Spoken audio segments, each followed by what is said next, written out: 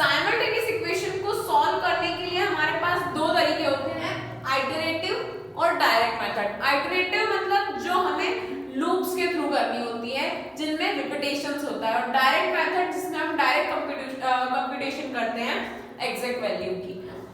तो सबसे पहले एस्पेक्ट से बात करेंगे जो कि है नेचर। तो आइटरेटिव मेथड्स का जो नेचर है इंक्रीमेंटल रिफाइनमेंट ऑफ सॉल्यूशन है। इसमें हम जो काम करते हैं आइटरेटिव होता है। और डायरेक्ट मेथड का एस्पेक्ट अगर नेचर की बात करें तो direct computation of exact solution, इसमें हमें एग्जैक्ट सॉल्यूशन का जो डायरेक्ट कंप्यूटेशन होता है वो हम करते हैं।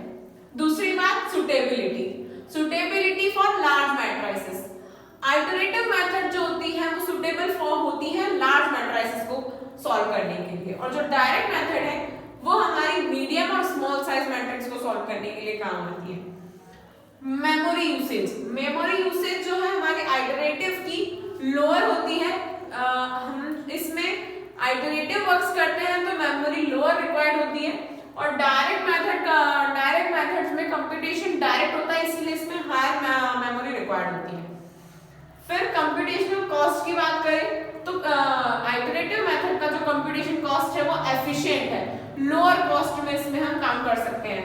मगर जो डायरेक्ट मेथड का कंप्यूटेशन कॉस्ट है वो हायर कॉस्ट है, ये हायर कॉस्ट पे काम करती है बिकॉज हम इसमें डायरेक्ट कंप्यूटेशन करते हैं। एग्जाम्पल की बात करें हम तो आइटरेटिव में एग्जाम्पल होते हैं जैकोबी और गॉस सीडल, और हमारे डायरेक्ट मेथड में जो एग्जाम्पल्स हैं वो है गॉस एलिमिनेशन, गॉस जॉर्डन। ये चारों ही हमारी जो हमारे एग्जाम्पल्स हैं वो है साइमल्टेनियस इक्वेशन को सॉल्व करने के लिए, जो कि जैकोबी और गॉस सीडल है आइटरेटिव, और गॉस एलिमिनेशन और गॉस जॉर्डन है डायरेक्ट मेथड को सॉल्व करने